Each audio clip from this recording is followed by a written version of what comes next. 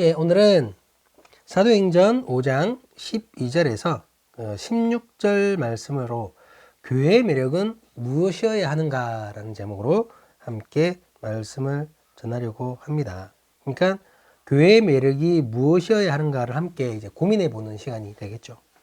보통 우리가 매력이라고 하면 사람을 끌어들이는 힘을 의미합니다. 누군가를 향해 저 사람에게는 이런 매력이 있어 라고 말을 한다면 그것은 그 사람에게 다른 사람의 마음을 끌어당기는 어떤 힘이 있다는 거죠. 사람들마다 각자의 서로 다른 매력들을 가지고 있지 않습니까? 그런 의미에서 오늘 말하고자 하는 교회의 매력이라는 것은 그 사람들을 교회로 끌어들이는 교회가 가진 그 힘을 의미하는 것입니다.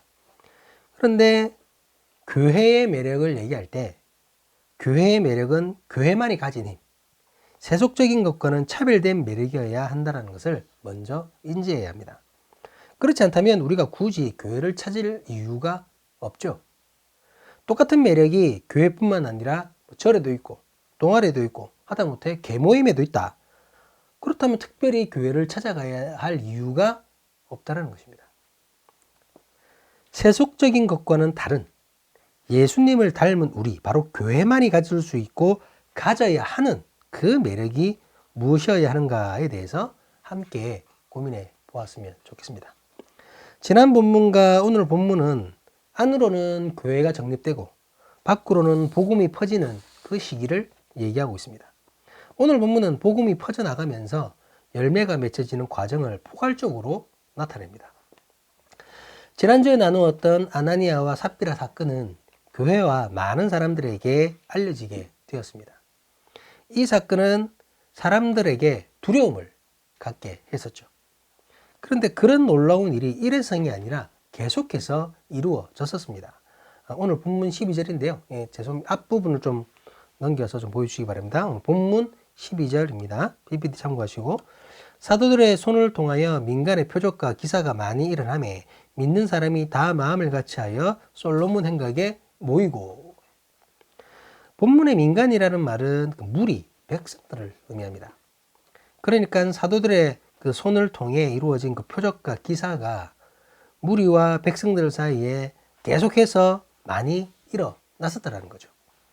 이 당시에 표적과 기사가 일어났다는 것 자체가 바로 복음을 증거하는 것이며 또한 복음의 증거로 사람들에게 드러나는 것입니다. 이해되시죠? 그러니까 이적이 일어났다는 것이 이적으로 말미암아 복음이 증거되는 거고 그 복음이 진짜라는 것이 이 이적으로 말미암아 증거가 되는 것입니다.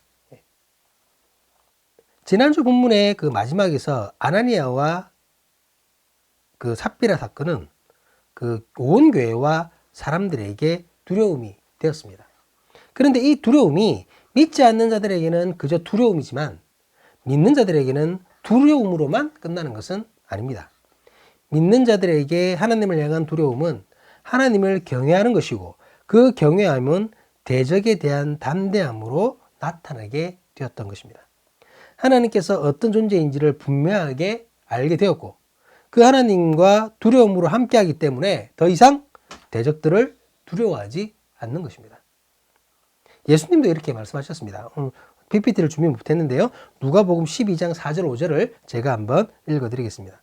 내가 내 친구 너희에게 말하노니 몸을 죽이고 그 후에는 능히 더 못하는 자를 두려워하지 말라. 마땅히 두려워할 자를 내가 너희에게 보이리니 곧 죽인 후에 또한 지옥에 던져 넣는 권세 있는 그를 두려워하라. 내가 참으로 너희에게 이르노니 그를 두려워하라.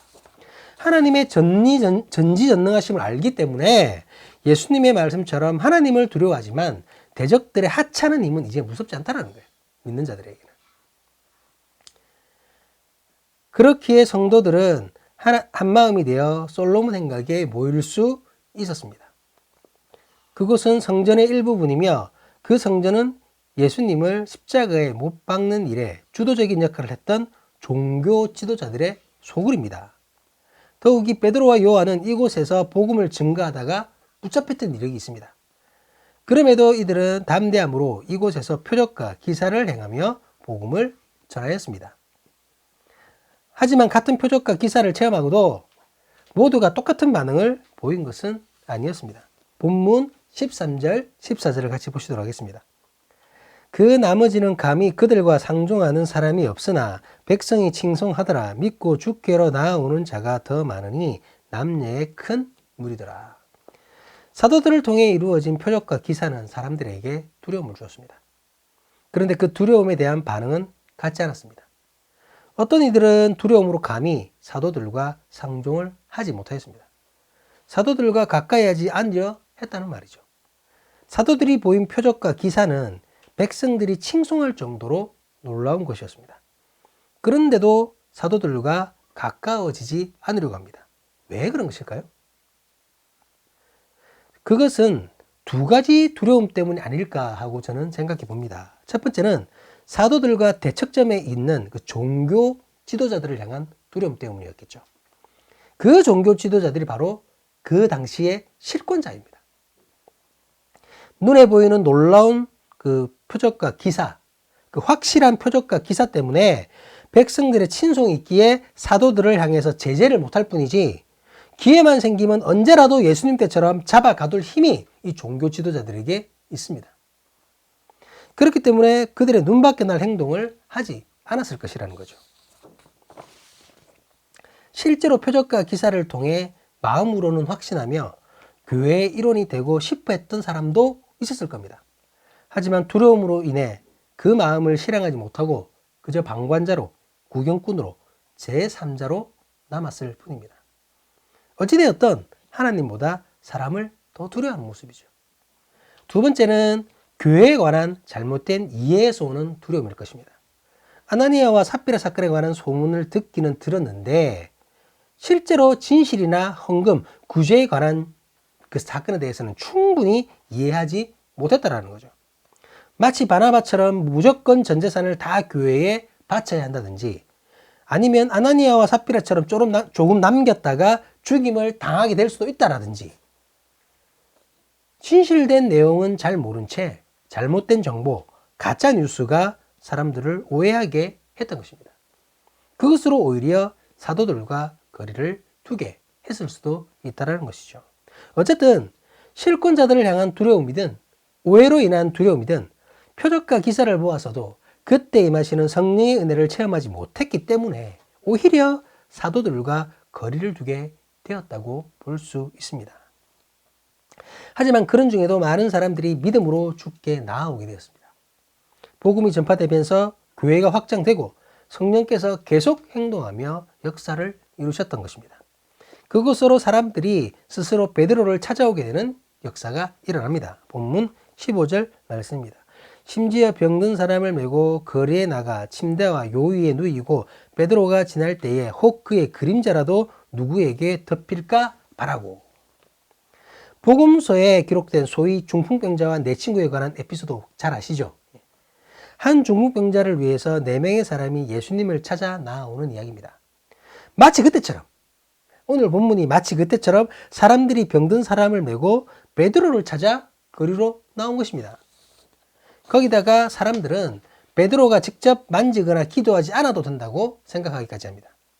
베드로의 그림자만 덮이게 되더라도 병이 나을 수 있다고 믿는 것입니다. 사람들이 이렇게까지 믿게 된 것은 분명히 베드로를 통한 하나님의 놀라운 능력, 기적과 같은 역사를 사람들이 보고 들었기 때문일 것입니다.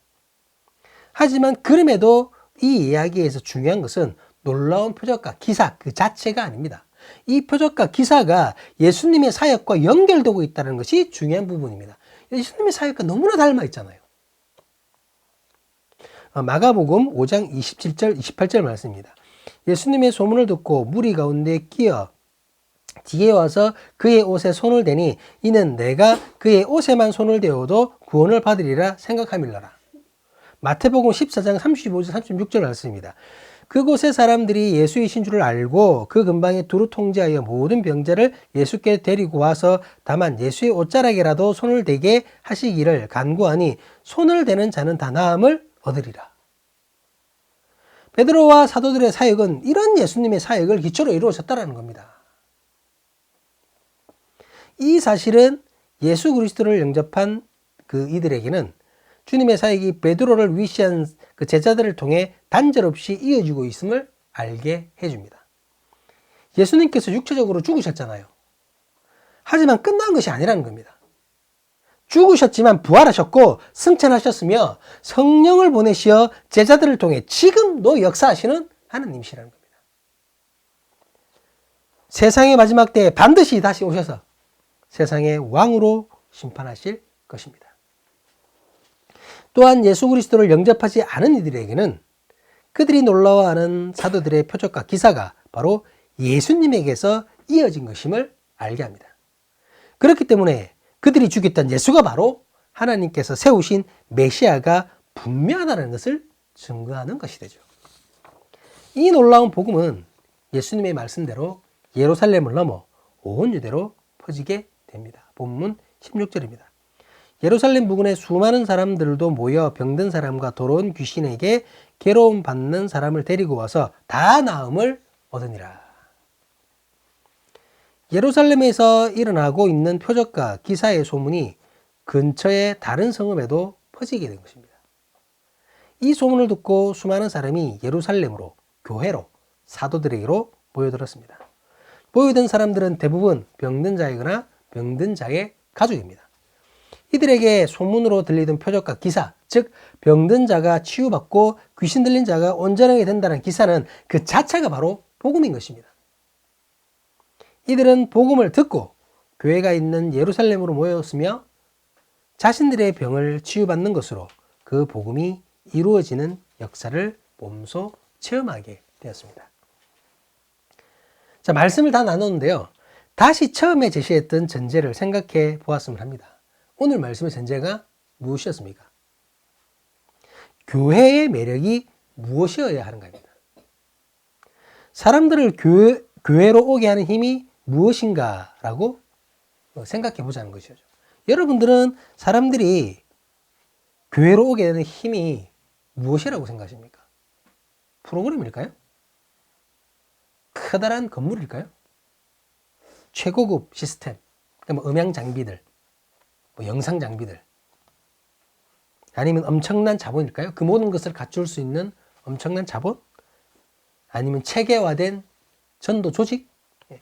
누구 전도하고 그 사람은 누구 전도하고 다단계처럼 전도 잘한 사람 냉장고 주고 텔레비 주고, 이런 것들로 인해서 사람들이 모일 수 있습니다. 실제로 이렇게 모여든 교회가 너무나 많죠. 모일 수 있습니다. 하지만 이것은 본질이 아닙니다. 그리고 그렇게 모인 무리는 모래 위에 집일 뿐입니다.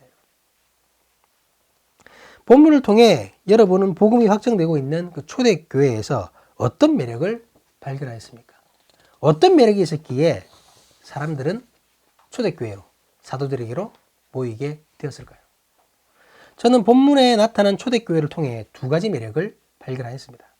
첫 번째는 하나님에 대한 두려움으로 얻게 된 세상을 향한 담대함입니다. 초대교회 성도들이 하나님을 두려워했던 이유는 하나님께서 어떤 분이신지를 더욱 깊이 알게 되었기 때문입니다. 거룩하신 하나님, 신실하신 하나님, 공의의 하나님. 결코 거짓과 죄와 불의와 함께 하실 수 없는 그 하나님이심을 너무나도 확실하게 체험했던 것입니다. 그렇기에 죄인된 나는 하나님을 두려워할 수밖에 없었습니다. 그런데 이 두려움, 즉 하나님에 대한 제대로 된 두려움은 세상을 향한 담대함으로 나타나게 되었습니다. 초대교회는 불의한 세상 권력에 굴하지 않았습니다.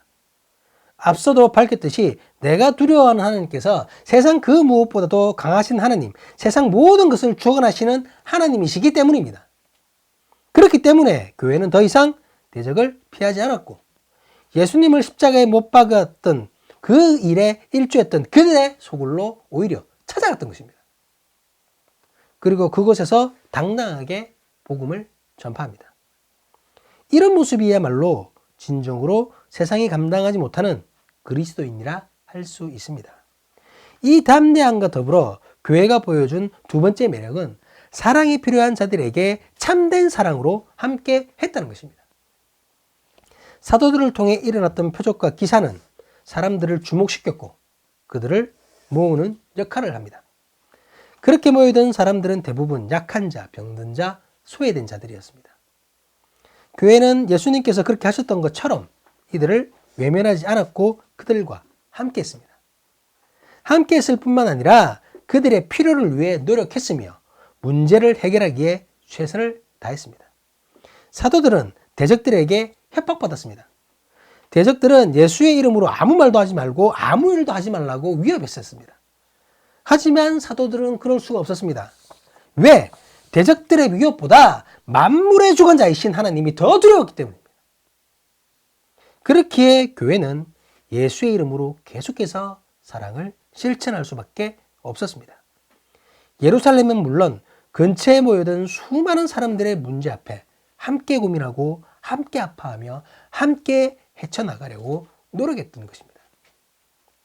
이렇게 초대교회가 보여준 두 가지 매력은 결국 예수 그리스도의 사역, 예수 그리스도의 길을 온전히 따르는 교회의 모습에서 나타나는 것입니다. 그리고 그 매력이 사람들로 하여금 교회로 모여들게 했던 것입니다. 오늘날 우리의 교회에는 이런 매력이 있습니까? 우리 교회는 하나님의 공의 앞에 진정으로 두려워하며 세상의 불의에 담대히 맞서고 있습니까?